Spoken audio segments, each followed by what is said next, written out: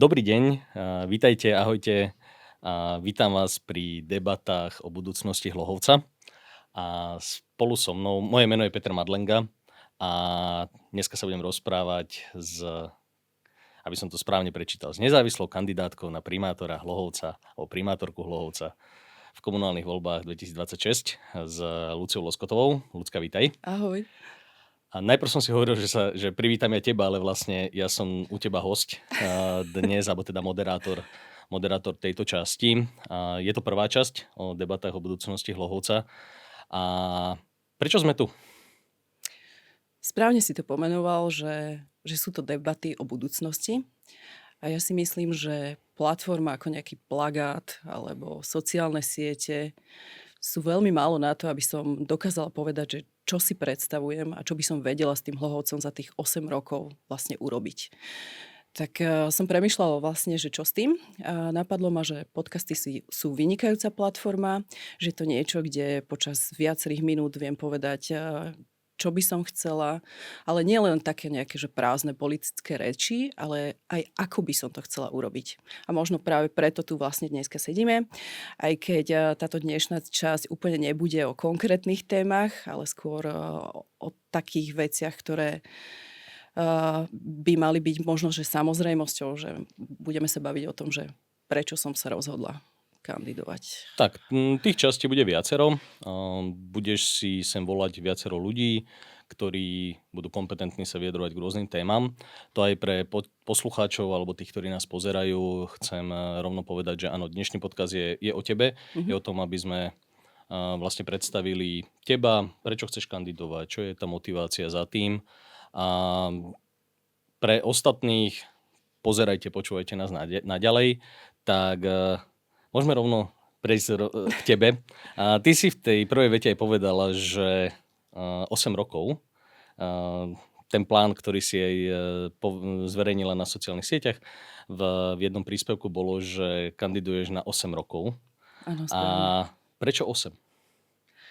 Pretože veci, ktoré chcem zmeniť, si vyžaduje naozaj viac času ako 4 roky. Čiže ak by som tu začala rozprávať, že za 4 roky zmením námestie, za 4 roky finálne vyrieším dopravu, za 4 roky budem mať tak nastavenú spoluprácu s komunitami, za 4 roky spravím možno nejaký krok aj smerom ku školstvu, k verejným priestranstvám a tak ďalej, tak by som klamala. Naozaj. Ja by som chcela byť úprimná, chcela by som vlastne deklarovať to, že zmeny, ktoré by som chcela urobiť, si vyžadujú aj väčší čas alebo dlhší čas, ako sú 4 roky. Čiže preto aj ten plán, preto aj to vyhlásenie na tých sociálnych sieťach bol o 8 rokoch. Čiže 8 rokov je také... Ale sme v kampani, čiže tých 8 rokov je dosť veľký záväzok. Jedna vec možno aj voči tebe, samozrejme voči tvojej rodine. Ale nie je to také bežné, že sa to tak komunikuje. Taký ten plán. Povedala si, že nechceš ľuďom klamať, že je to niečo, čo ten Hlohovec potrebuje a dlhodobejšiu možno víziu alebo ten plán toho celého fungovania, ako by mohlo vyzerať. A čo je tá tvoja najväčšia motivácia ísť kandidovať, alebo respektíve reálne ponúknuť nejakú možnosť Hlohovčanom na to, že by ten Hlohovec mohol vyzerať inak? Sú to ľudia. Je to úplne jednoduchá otázka, teda odpoveď na tvoju otázku. Mohla by som tu vymenovávať nejaké veci, ktoré by boli ako keby súčasťou mojej ambície, nebodaj nejakých iných záležitostí, ale sú to ľudia. Ja dlhodobo, alebo celý život teda žijem v Hlohovci, niekoľko rokov som síce pracovala mimo Hlohovca, mám tu rodinu, mám tu 2 úžasné dcery, chodia do škôl, čakajú ich nejaké stredné školy za chvíľočku, mám tu rodinu, stretávam sa s ľuďmi naozaj, že počas celej doby v rámci fungovania Mestského kultúrneho centra. Ja môžem povedať, že sa mnou premlelo XY rozhovorov, niekoľko stoviek, možno aj tisícok. A ja tým pádom mám tých ľudí nacítených, lebo jedna z mojich takých ako keby vlastností, ktoré by som chcela povedať, je určite, že empatia. Čiže tie rozhovory, ktoré sú, ja naozaj, že spracovávam a nie takým spôsobom, že dobre povedz si a choď ďalej ako keby, ale to sú veci, ktoré vo mne zostávajú a ja ich cítim vlastne s tými ľuďmi ako keby ďalej. Takže tou hlavnou motiváciou alebo tou takou, samozrejme, že to rozhodnutie ako keby dozrievalo, ale toto je, by som povedal, že ako keby hlavná motivácia toho. Povedala si, že to rozhodnutie dozrievalo. A viacerí, ktorí sme v Hlohovci, aj keď áno, ja už nie som Hlohovčan, a z rôznych osobných dôvodov som sa presťahoval do Bratislavy, už aj oficiálne, aj s trvalým pobytom, takže už v Hlohovci prvýkrát voliť nebudem. Ale povedala si, že to rozhodnutie dozrievalo a napriek tomu počúvam aj ja sám osobne, keď si odhlásila kandidatúru, tak počúvam, že či to nie je len taký ten výstrelok toho, že, že však Lucia Loskotová sa vlastne jedna vec buď nudí, alebo nevie čo, alebo chce si urobiť nejakú kariéru. A že teda ľudia to možno neberú až tak vážne. A v súvislosti s tým je otázka, že kto je vlastne za tebou, lebo už som počul, že je za tebou súčasný primátor, už som počul, že je za tebou bývalý primátor. Toto sú také tie bežné veci, že kto je vlastne za Luciou Loskotovou pri tejto kandidatúre? Hlohovec je malé mesto. Naozaj sa nám všetkým asi dostanú rôzne verzie nejakých informácií. Veľakrát je to taká tá typická hra telefónu, že niekto niečo povie a ten piatý človek už dá takú verziu, ktorá ma veľakrát že rozosmeje. Takže aj mne sa samozrejme dostalo do uší, že je za mnou Ivan Baranovič, alebo teda ešte predchádzajúci pán primátor, pán Kollár a tak ďalej. Takže ja už som sa k tomu raz vyjadrovala a povedala som, že naozaj nie je za mnou ani Ivan Baranovič, ani Miro Kollár, ani nikto z týchto ľudí, teda, ktorí boli menovaní. Som sa rozhodla ako keby sama za seba, autonómne. Ja rozumiem, že to tých ľudí prekvapilo. Iní kandidáti boli ako keby, nehovorím, že to hneď oficiálne oznámili, ale boli ako keby v éteri, že už to čvírikali aj v Rabce a tak ďalej, čiže mali možno nejaké stretnutia, niekde prepovedali, že minimálne to zvažujú a tak ďalej. Čiže možno z tohto ako keby vyplynulo, že keď ja som ako keby nejaké 2 roky alebo koľko nechodila ohľadom tejto záležitosti von a nerozprávala som to, že bolo to nejakým spôsobom prekvapenie. Určite áno, lebo ten politický boj, ktorý štandardne je pri kampani, tak je o tom, že často sa kalkuluje s tým, že kto sa vzdá a už som aj ja počul z mojich súkromných kruhov, že vedia, ale tá Loskotová sa vzdá. A ja som to počula. A ja. Nie je Moja mamička mi to s hrôzou telefonovala. Že jej to povedala suseda. Takže mala som dokonca takýto teda hovor od mojej mamy s tým, že teda som jej vysvetlila, že úplne s kľudným srdcom a nebude klamať, môže susede cez plot povedať, že to nie je pravda. A to je zaujímavé, že ten Hlohovec, aj si povedal, že Hlohovec je malé mesto a poznáme sa každý s každým. Ako ty vnímaš Hlohovec po takej tej normálne bežnej stránke? Jedna vec, si zamestnaná ako riaditeľka Mestského kultúrneho centra, to znamená, že si tá najpovolenejšia osoba, ktorá má na starosti kultúru, a väčšinu podujatí, ktoré sa v meste dejú, o tom, aký ten kultúrny, spoločenský život v tom meste je. A akým spôsobom toto ty vnímaš, že z pozície, ktorú máš, chceš ísť na pozíciu primátorky, nestačí to, kde si ty teraz? Na to, aby sa Hlohovec mal lepšie? Toto je dobrá otázka, lebo stalo sa mi už niekoľkokrát, že mi ľudia napríklad vyčítali niečo, čo v skutočnosti nemám v rukách. Áno, že napríklad? Napríklad Dom kultúry. OK.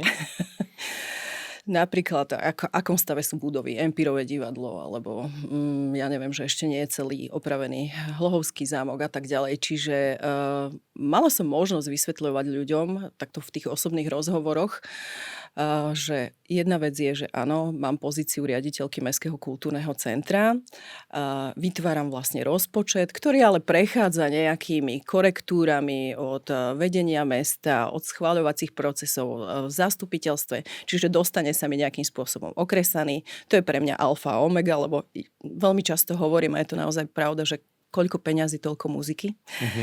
A druhá vec je, že to, že spravujem nejaké budovy, neznamená, že ich mám plne ako keby v rukách. Čiže vrátim sa k tej tvojej otázke a poviem, že nemám veci v tejto pozícii tak v rukách, aby som ich dokázala naozaj že vo veľkom ovplyvniť. Čiže aj to bola nejaká motivácia alebo jeden z dôvodov, prečo som sa rozhodla vlastne, že budem kandidovať. Čiže spomenula si Dom kultúry. automaticky sa spája s Mestským kultúrnym centrom a s tebou. A prečo nemáš vplyv na to, ako ten dom kultúry vyzerá? Chýba mi niekoľko miliónov. OK. V rámci nášho rozpočtu vlastne máme nejaké položky na správcovanie, ale to sa bavíme o položkách v rozpeti 3 až 10 tisíc eur. Čiže to asi musí každý uznať, že za 10 tisíc eur naozaj nedokážem spojazniť alebo sfunkčniť vlastne budovu Domu kultúry natoľko, aby tam vedeli prebiehať nejaké podujatie. Lebo tá otázka môže byť aj relevantná pre mnohých ľudí. A tým, že ako fungujeme, tým, že každý máme samozrejme svoje práce a vnímame to mesto štandardne z toho, že dobre, idem po meste, pozerám sa, že aha, tu je nejaký dom kultúry, alebo tu je aj Empírové divadlo, tu máme amfiteáter, že ako to vyzerá, že ako keby taký toto pocitové. A to, čo ja vnímam, ja skúsim to trošku taký môj pohľad z toho veľkého mesta, z Bratislavy, že presne som dneska nad tým uvažoval. Jedna vec som potreboval zaparkovať v meste, v Bratislave dneska a hovorím si, že celkom fajn som zaparkoval, aj keď pršalo, asi 400 metrov od miesta, kde som potreboval ísť do obeda.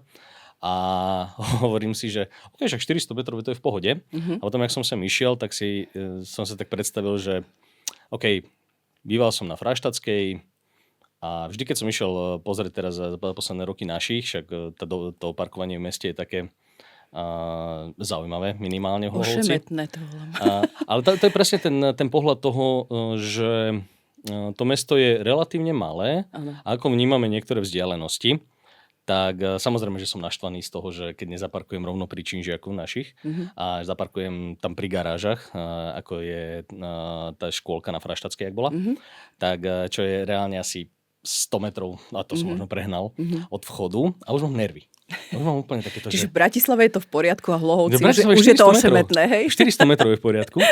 A pred pol rokom, jak som mal operáciu ramena, tak som chodil vlakom do Hlohovca. A presne som si tak hovoril, že kokos, že ak tá stanica je ďaleko, tak som zavolal ocovi, že prosím ťa, však dojdi pre mňa, však prišiel som do Hlohovca vlakom. Nie? Mohol by A si boli ma rameno. A boli ma rameno, jasné, som sedel celý čas. A potom, keď som išiel, tak hovorím si, že už keď som išiel, že na vlak a oco nemohol, tak však prejdem sa pešo. A tak som si to stopol. V Hlohovci z Fráštatskej, keď prejdem na stanicu, tak je že 950 metrov. Plus minus podľa toho, že samozrejme cez čo človek ráta. A hovorím si 950 metrov. Dobre, tam, kde bývam, mám na zastávku, na najbližšiu zastávku MHDčky, mám 600 metrov. A hovorím si, že OK, to je najbližšia zastávka MHDčky. To je, že to len príde z činžiaku, z baraku, vidím, proste prejdem cez pár trávnikov, čo sú tam, chodníky a prídem na zastávku, to je 600 metrov. Že ako to vnímanie toho mesta, a to je ako keby možno budeme mať možno aj takú tú debatu o tom, že prečo ľudia aj odchádzajú z Hlohovca, že to vnímanie toho mesta je také, že zrazu sme tam takí nahnevaní, že všetko je ďaleko, každý máme iný názor takmer, tu máme nejaké výtlky. Zhodou okolností, keďže som vedel, že idem toto moderovať, tak som si začal všimať výtlky v Bratislave. A to ešte Hlohovec je dobré na tom. A v niektorých veciach, ale samozrejme chápeme, že tie ulice sú dosť, niektoré samozrejme vyžadujú rekonštrukciu a tak, ale niekedy mám ten pocit, že ako keby my sme chceli byť také veľké mesto, ale s takým s tým pocitom toho, že ale my nechceme, aby sme mali nejaký znížený komfort. A to sa môžeme dotýkať parkovacej politiky, to sa môžeme dotýkať všetkého. A to aj na margo celej tej kampane. Prečo som takto zoširoka to chcel povedať? Lebo ľudia vnímajú veľmi veľa v tejto kampani takéto tie názory, že ja mám toto, ja mám takéto. Samozrejme, ide za tebou je buď Baranovič, alebo Kolár, alebo niekto tretí, štvrtý, piatý. Ale ako ty vnímaš tých ľudí v tomto kontexte toho, že to mesto je napriek tomu malé, ale aj v tom jednom z videí, ktorú si dal na sociálne siete, si povedal, že môže byť takéto naozaj hrdé okresné mesto. V čom ty vidíš tú príležitosť na to, že by sme takéto mesto mali? Ja si myslím a vnímam Hlohovec ako mesto s veľkým potenciálom. Naozaj, že a ak by som to mala k niečomu prirovnať, tak si poviem, že momentálne tam je normálne, že zatiahnutá ručná brzda. A jeden z dôvodov, prečo si myslím, že to tak je, že bohužiaľ to mesto je rozdelené. Politicky naozaj, že dlhodobo, možno sa bavíme o nejakých 12 rokov, možno aj viac. Vznikli nejaké dva tábory a veď sama som mala tú skúsenosť, že prežiť si ako keby aj v rámci menovania ma do funkcie, akým spôsobom to prebiehalo, ako to bolo zdĺhavé, že naozaj, že mne trvalo 3 dočasné riaditeľovania, pričom som naozaj, že prešla výberovým konaním úspešne. Takže, ale bolo to ako keby na margo toho, že tie dva politické tábory sa neviem, či nevedeli dohodnúť, alebo už ako keby, že prirodzene bojujú proti sebe. Ak takto bude nastavené mesto, ak takto bude nastavené vlastne zastupiteľstvo, nebudeme sa vedieť ako keby pohnúť. Čiže toto bolo ako keby aj jedna z priorít a vnímam samu seba aj ako osobu nejakej novej cesty. Že nie som ani zelená, ani červená, ani neprinesiem ľudí, ktorí tam sedeli už niekoľko rokov a mali teda možnosť nejakým spôsobom to mesto posunúť, pohnúť. Ale to nastavenie toho stáleho boja, že som proti niekomu alebo niečomu tým pádom a nepozerám na taký, že vyšší zmysel pre to mesto, pre tých obyvateľov, pre tých ľudí. To je to, čo som povedala, že tá hlavná motivácia majú byť ľudia. Hej, že ja nemám stať teraz proti Ferovi, proti Jožovi, proti Zuze, proti nikomu. A ktokoľvek ako keby to myslí s mestom naozaj vážne a priniesie nápad, ktorý vie to mesto posunúť že ďalej, postaví sa za ten nápad, odhlasuje ho, pre mňa je toto priorita. Aby to nastalo, aby to bola naozaj že každodenná realita, lebo podľa mňa ľudia, keď sa prestanú zaoberať politikou, znamená, že je všetko v poriadku. Že tam už nie je nejaké, že nejaký problém, lebo to viem vypustiť. Teraz, keď niekoho stretnem na ulici, tak začne, ten Ivan a ten Miro, čo urobil.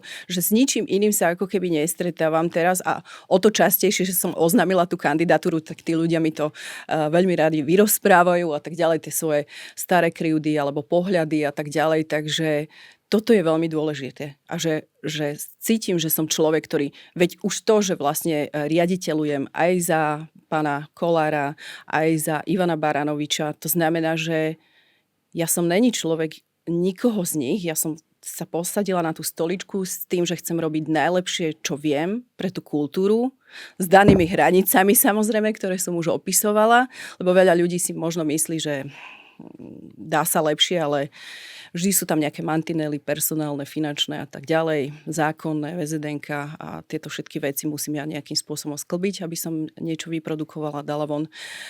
A ak sa teda prestaneme takto ako keby zapodievať tými dvoma stranami, ale povieme si, že ideme ťahať a roztlačíme ten vlak, lebo naozaj, že už je dlhý a ťažký, že je tam strašne veľa roboty na to, aby sme to meste vedeli posunúť, tak budem veľmi rada. Ale vidím, ako je to veľmi zakorenené v tých ľuďoch.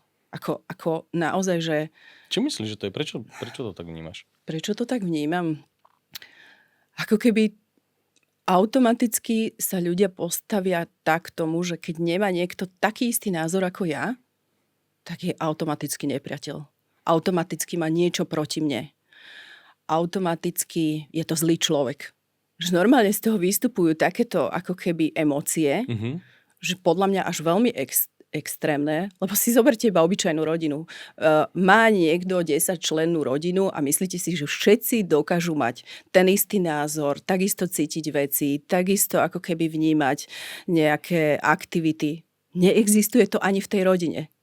Čiže taká tá ako keby väčšia tolerancia v rámci tohoto. A ja som to povedala, tuším aj v prvom videu, že nie sme súperi, ale sme susedia. Čiže aj susedia si vedia ako keby vychádzať v ústrety, vedia sa tolerovať, vedia si nejaké veci, hlasné grilovačky odpustiť, hej, alebo ja neviem čo. A tak toto by malo byť normálne, že ako keby atmosféra v tom meste. No, tá veta, že nie sme superi, sme susedia, ona je veľmi pekná, mne sa ľúbi. A aj preto, že veľa ľudí, samozrejme, dnešná doba, to je, že iný názor znamená automaticky nepriateľ. A to nie je len akože v politike, to v princípe všade, keď je človek v nejakom zamestnaní, tak taká tá zvláštna kultúra toho, že no, musíme všetci spolu súhlasiť. A pritom ja si myslím, že zdravá diskusia posúva veci. Lebo samozrejme, každý máme nejakú svoju optiku, máme nejaké svoje skúsenosti, s ktorými prichádzame do toho týmu, do akékoľvek inej práce, ale neznamená, že niekto iný keď má iné skúsenosti, že je horší alebo lepší. A čo mňa v tomto baví je, že aj po tých voľbách skončia voľby 24.10.2026, uzavrú sa volebné miestnosti. Ešte ten jeden deň, kým sa vyhlásia výsledky a potom stále budeme susedia. Stále budeme Hlohovčania, stále budeme v meste, stále budeme kdekoľvek, stále sa budeme stretávať, stále keď pôjdeme niekde na pivo, keď pôjdeme v Pánskej záhrade sa prejsť na zámok, že ako keby mňa toto v tej politike tak trošku trápi ma to, samozrejme, v tomto kontexte, ale je to pre mňa fascinujúce, že ako ľudia dokážu zúžiť to svoje videnie, že nie, toto je môj kandidát, toto je tá osoba a ostatné všetko je, že najhoršie na svete a všetko padne. S týmto sa stretávam, hej. A myslím si, že dá sa to zmeniť? Ja pevne verím, že áno.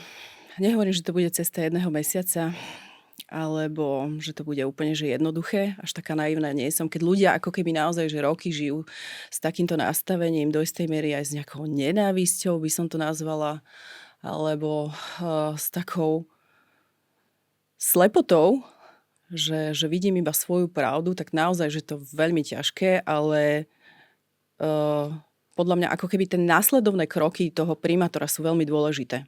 Že aby ukázal, že dobre, možno tá kampaň bola drsná, možno sa povedalo, čo sa povedalo, ale teraz sme tu preto, aby sme pracovali, teraz sme tu preto, aby sme veci posúvali, čiže tá ako keby následovná komunikácia podľa mňa, ktorá by mala byť, že slušná, priateľská nejakým spôsobom, že odborná a profesionálna, že možno toto by to vedelo ako keby za nejaký čas rozpustiť minimálne v tom mestskom zastupiteľstve a potom podľa mňa sa to tak ako keby začne šíriť aj do toho bežného obyvateľstva, lebo my sme malé mesto, každý každého pozná, čiže pán poslanec má rodinu, má kamarátov, má kolegov, má neviem čo všetko a on keď začne komunikovať ako keby tie veci, že a bol som s tou primátorkou a dohodli sme sa a to sa mi zdá celkom fajn, aj keď, ja neviem, predtým som povedal, že zo zásady nie, ale teraz mi bolo ukázané alebo povedané nejaké nové informácie a tak ďalej, že trošku otvoria tú myseľ a zabudnú na to, či je niekto zelený, červený, ja nechcem mať žiadnu farbu. Hej? Ja chcem byť proste človek, ktorý vie spojiť, vie zamakať a vie posúvať. Dvakrát si za posledné minúty povedala, že aj mestské zastupiteľstvo. Ty si na každom mestskom zastupiteľstve, alebo teda takmer na každom. Áno. A ja som si ich zopár pozrel vo svojom živote. Áno. A samozrejme na viacerých zastupiteľstvách, teda hlavne v Bratislave som bol. Či už to bolo mesto Bratislava, Bratislavský samosprávny kraj, mestské časti, kde, keďže potrebujem tam nejaké veci riešiť, tak samozrejme na tých zastupiteľstvách som bol. A fascinuje ma, že napríklad zastupiteľstvo Bratislavského samosprávneho kraja, ktoré má na svojom programe 90, štandardne niekde okolo 60 až 90 bodov, tak dokáže za hodinu 50 mať všetko vybavené. Wow. A v Hlohovci máme, že 7 bodov a je to, že 6 hodín. Že myslíš si, že aj toto je spôsob, alebo teda aj toto je ten, možno jeden z dôvodov, prečo je to mesto tak rozdelené? Že tá komunikácia. Podľa mňa toto stojí a pada na tej komunikácii, že ako náhle tí poslanci nie sú ako keby v rámci toho procesu celého nejako informovaní, nestretávajú sa s vedením mesta, dostávajú materiály na poslednú chvíľu, nemajú čas sa k nim ako keby ani poriadne si sadnúť, popremýšľať, alebo ja neviem, potom riešiť možno nejaký pozmeňovací návrh a tak ďalej. Tak to takto vyzerá. Potom každý ako keby potrebuje v danú chvíľu povedať, čo si o to myslí, prečo, za čo, na čo. Tieto všetky ako keby momenty môžu byť naozaj, že dávno prebraté, dávno vyriešené a to zastupiteľstvo, keď v Bratislave trvá, koľko si hovoril? Hodinu 50. Hodinu do 50, 2 hodín. tak my za hodinku môžeme byť na kave, nie? Ja si to tiež myslím, preto ma to fascinovalo, keď som to pozeral. A teraz nahrala si mi na jednu otázku. Čo si myslíš, že je taká ako keby kľúčová rola alebo úloha toho primátora?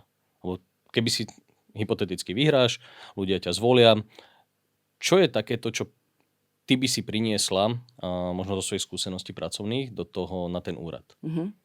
To sú moje manažerské schopnosti, si myslím, že naozaj, že je to veľmi dôležité, aby ten pán primátor bol dobrým manažerom, to znamená, že má zvládnutú aj psychológiu, aj komunikáciu s ľuďmi. Aj tá empatia je podľa mňa dôležitá, hlavne v takomto menšom meste, lebo, jak si povedal, že my sa tu minimálne každý z videnia poznáme, hej. Čiže vypočuť si, pochopiť, vysvetliť, a aj keď niečo nejde, to je v poriadku, ale vysvetliť prečo, za čo, alebo čo sú ako keby nejaké prekažky. Čiže toto by som povedala, že je veľmi dôležité. Prečo si myslíš, že ty máš tie manažerské skúsenosti? Lebo som si ich naozaj musela tvrdo vydrieť. Dobre, skús dať nejaké príklady. Jasné. Ja som, myslím si, že niekde aj spomínala, aj to mám niekde uvedené, že ja som nejakých 10 rokov pracovala pre reklamné agentúry, sú také menšie korporáty, dajme tomu. Mala som tam vlastne funkciu account manažera, čiže nie kreatívnu, ale práve že takú tú manažerskú, že som bola ako keby človek, ktorý je takým styčným bodom pre klienta, ale aj pre kreatívcov. Okay. A to bolo veľmi náročné, lebo zvyčajne tí moji klienti boli buď cestovné agentúry, alebo to boli banky. A bankári sú naozaj, že také tie tabulkové, košeľové typy a tak ďalej, čiže s nimi bolo treba nejakým spôsobom komunikovať. A potom neviem, či vieš, akí sú kreatívci. Presný opak. Áno, za posledné obdobie viem, hej. Čiže oni majú absolútne, že iný štýl práce, iný štýl komunikácie. Iné časové pásma. Iné časové pásma.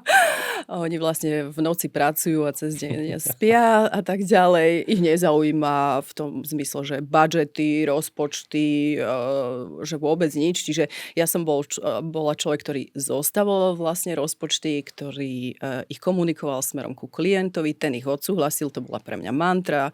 To znamená, že ja som si ich musela veľmi dobre strážiť, aby mi tam tí kreatívci potom hodinovo nejako neuleteli alebo nejakými svojimi vlastne výstupmi, ktoré boli pre tú kampaň. A musela som zvládnuť aj teda komunikáciu aj z jednou stranou, aj z druhou stranou. Time management bol veľmi dôležitý, lebo všetko malo nejaké svoje načasovanie, všetko muselo vlastne klapnúť. Čiže toto bola taká vynikajúca škola podľa mňa na tie manažerské zručnosti, schopnosti. A je to niečo, čo ma stále baví, ale je mi to aj do istej miery, že prirodzené. Čiže ja keby som sa mala rozhodnúť, že ako si idem oddychnúť, tak si zoberiem vlastne knihu o manažerských schopnostiach a začnem si ju čítať. Okay. Je to zvláštne, niekto sa hrabe v záhradke, venčí psa a tak ďalej, venčím psa aj ja, ale akože toto je pre niečo, čo ma aj baví, že tým, že ma to vlastne posúva, aj ma to nejako utvrdzuje v nejakých veciach, prípadne teda mi to dáva nejaké nové obrazy. Aj sme sa aj dostali trošku, chcem sa vrátiť, alebo teda dostať k jednej veci, a že si povedala, že tá kampaň bude rôzna. Ja už som počul, že tá kampaň bude, a dneska mal, alebo včera niekde vyšiel rozhovor s bratislavským primátorom, viacero kampaní, ktoré sa dejú po Slovensku a všetci hovoria to isté. Už som to počul aj v Hlohovci, že táto kampaň bude škaredá. Že bude normálne, že viac menej tá kampaň bude postavená o tom, že ideme, alebo teda aspoň ja si to tak predstavujem, keď niekto povie, že bude škaredá kampaň, takže ideme na seba útočiť. Že normálne ideme hnusne do boja, vyhrnieme rukávy a tuto vyťahneme všetky zbrane. A hlavným takým tým znakom toho je, že ako ľudia komunikujú na sociálnych sieťach. A ja som rád, že tento formát sme sa rozhodli robiť, alebo viac menej teda spoločne sme do tohto išli, hlavne preto, že na sociálnych sieťach sa nedá odkomunikovať všetko. A keď niekto si myslí, že tie komentáre, keď dáte 30 komentárov na sociálne siete, na to sa nedá odpovedať. Ale ako to vnímaš ty, tie komentáre? Lebo predsa len, keď človek začína a bude vstúpiť do týchto vôd, tak hlavne také tie negatívne komentáre vedia aj zaboleť. Jasné, že áno. Určite. Ale keď som sa rozhodovala, rátala som s tým. Pretože sú tu tie dve strany. Oni sú viac menej zvyknuté presne týmto spôsobom, ako keby komunikovať. Že to je vlastne útok, že to je hádzanie špiny, že to je proste aj telefón, ktorý sa rád použije, ako keby tá hra. Čiže rátala som s tým. Nebola som šetrená ani dovtedy, sa musím priznať, čo sa týka sociálnych sietí a teda mojej pozície riaditeľky.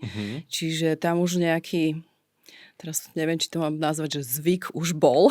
Okay, že nejaká skúsenosť. Nejaká skúsenosť, to zažila. teraz nemôžem povedať, že niekto si prvýkrát niečo škaredé o Lucii Loskotovej napísal. To vôbec nie je pravda. Veď to, že vlastne pôsobí v Mestskom kultúrnom centre, robíme podujatia pre verejnosť, čiže každý môže mať k tomu nejaký že pocit, postoj, neviem čo. Myslím si, že nie každého všetci milujú, čiže automaticky sa ozývali nejakí ľudia, aj viem ktorí, aj viem z akého dôvodu, aká tam bola motivácia. O to jednoduchšie, ako keby sa povzniesť na toto, je, že si to viem racionálne vysvetliť. Kto píše komentár?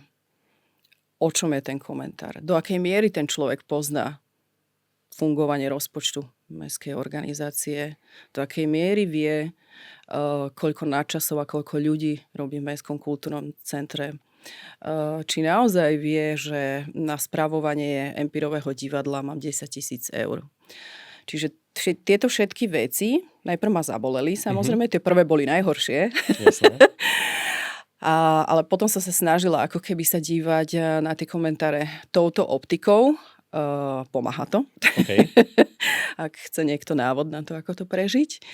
A teraz sme sa dostali ako keby do toho levelu kandidátskeho a tam tiež musel zafungovať moje racio. Presne som si pozrela, kto píše tieto komentáre, tie osoby komu lajkujú vlastne profil. Takže to bolo viac ako jasné, že akí ľudia a za akým cieľom tieto komentáre vlastne píšu na moju Čiže tak sieť. môžeme vnímať, že tá špinavá kampaň, alebo to, čo sa hovorí, že bude takáto, tak je, Už je aj začala. o tomto. Áno, bohužiaľ, áno. A nie je môj štýl to vraciať. Toto určite nie. Aj jedna ako keby z vecí, pre ktoré som išla do tej politiky, že ja nechcem byť tá, ktorá útočí. Tá, ktorá chce vyhrať za cenu toho, že dá dole toho protikandidáta. Toho, že si vytvorí takú malú armádu trollkov a budú mať jedinú ako keby úlohu kydať, špiniť, vymýšľať si, písať a mne dávať palčeky hore. A skúsi mi taký diablov advokát. Nemyslíš si, že ťa toto môže stavať do pozície takej slabšej kandidátky? Neviem, či to je slabosť v tomto zmysle, že viem zniesť naozaj že veľa negativity a nepríjemných vecí. Možno to práve ukazuje ten opak. Že napriek tomu, že by niekto povedala slabá žena, alebo ja neviem čo, neznížim sa na tú ich úroveň. Že toto naozaj, že nie je môj štýl. Myslím si, že som naozaj že slušný človek a nepotrebujem žiť z nejakých takýchto že negatívnych záležitostí. A zároveň, toto je ten formát, kedy by som chcela vysvetľovať veci. Hej? Že možno si pár ľudí, neviem, asi to aj naivne môže byť. Možno si to pár ľudí ako keby rozmyslí s tými negatívnymi vecami, pretože ich bude mať dovysvetľované. Hej? Takže preto tu aj sedíme dneska, preto sa rozprávame a preto verím, že kopec alebo mnoho tém, ktoré vlastne potom v tých ďalších podcastoch pôjdu von, budú vysvetlené. Dobre. A dúfam teda, že dostatočne. Dám ešte poslednú otázku na dnes. A som bežný človek v Hlohovci, bežne fungujem, chodím do práce, z práce, vnímam niečo, že sa v Hlohovci deje, nedeje, akokoľvek. A teraz prídu tie voľby, príde pár týždňov pred voľbami a skúsme sa tam nejak preniesť a začnem sa reálne pýtať, že dobre, koho mám voliť? Dobre, tuto sú nejakí kandidáti, ktorí sú. A tak dám prirodzenú otázku, prečo mám voliť Luciu Loskotovú? Prečo mám dať svoj hlas? Prečo mám prísť za tú plentu a z tých kandidátov, ktorí budú, tak proste zakružkovať teba? To sa môže zdať, alebo respektíve, mohla by som ti teraz začať menovať. Lebo ja mám rada argumenty a viem ti povedať a toľko to manažerských schopností, toľko to riadenie mestskej organizácie a empatia a práca s rozpočtom a poznám úrad. Toto všetko by som mohla začať rozprávať, každú ako keby tú vec nejakým spôsobom, že obšírne. Myslím si, že možno z tej debaty, ktorú sme mali vlastne doteraz, to mohlo aj vyplynúť. Ale Ja by som skôr chcela poradiť tým ľuďom, že ako sa na to dívať. Mali možnosť, alebo teda prežili si nejaké 4 roky s aktuálnym pánom primátorom. Prežili si predtým 2 volebné obdobia vlastne s pánom Kollárom a teda jeho ľuďmi s Fraštačanou. To, že pán Kollár je vlastne za pani Králičovou, to je jasné, on to dal vlastne na Facebook, čiže nehovorím teraz niečo tajné alebo čokoľvek, čiže preto to ako keby hovorím na týchto 2 stranách. Otázka je, či jeden kandidát alebo druhý, čo priniesli pre to mesto, kam dokázali to mesto vlastne posunúť a či vytvorili tú správnu atmosféru v tom meste, aká by mala byť. Či sa tam cítia dobre, či sa tam cítia vítaní, či môžu povedať názor bez toho, aby boli odsúdení, aby boli možno braní ako nejakí nepriatelia, či sa tam naozaj cítia pohodlne. To musia posúdiť sami. Dobre, a pri tomto by som asi ostal, že vlastne je to na nás, a akým spôsobom vyberieme toho kandidáta, ale áno, vieme mať asi minimálne nejaké skúsenosti z minulosti. Tak ďakujem ti veľmi pekne. Ďakujem ti aj za pozvanie, že si ma pozvala, aby som spolu s tebou spravil tento rozhovor. A vám, milí poslucháči a tí, ktorí nás pozeráte, verím, že sa vám to páčilo. A držím palce v kampani a počujeme sa pri ďalších témach. Áno. Takže ďakujem veľmi pekne. Teším sa, ďakujem.